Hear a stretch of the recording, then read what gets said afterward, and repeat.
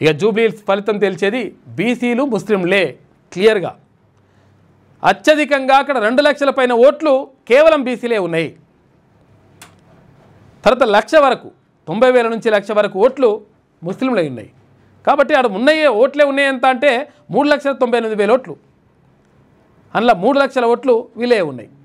కాబట్టి నిర్ణయించేది బీసీలు ముస్లింలే. కాబట్టి ఇక్కడ కీలకంగా మారుతుంది అదే అంశం. సెగ్మెంట్లో 4 లక్షల మంది ఓటర్లలో 2 లక్షల మంది బీసీలే ఉన్నారు.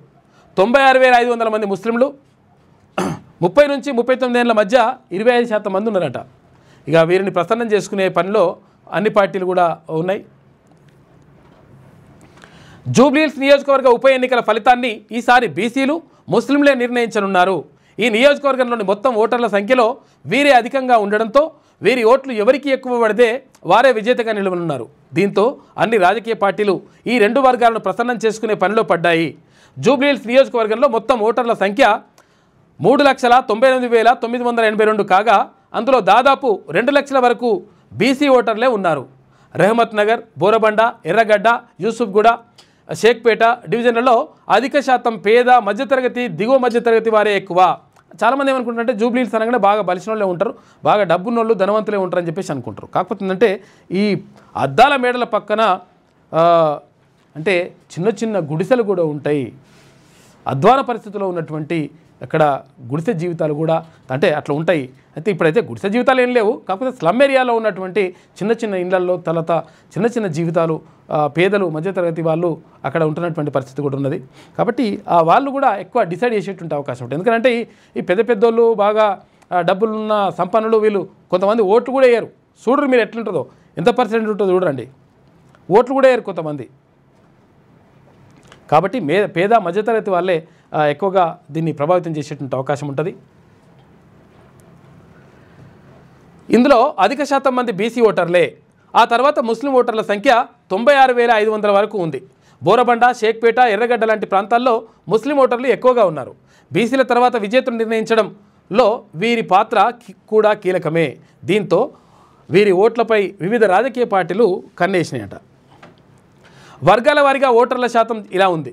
నియోజకవర్గంలో మొత్తం ఓటర్లు 3,98,982 మంది ఉండగా అందులో పురుష ఓటర్లు 2,07,367 మంది ఉన్నారు. మహిళా ఓటర్లు 1,91,530 మంది ఉన్నారు.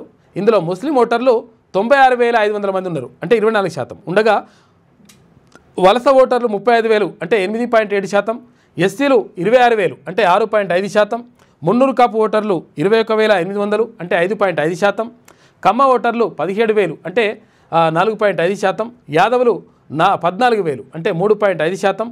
అంటే ఇక్కడ ఓన్లీ యాదవులు ఒక్కటే పేర్కొంటారు, ఇక్కడ మిన్నూరు కాపులు వేరువేరుగా పేర్కొంటారు చూడరు.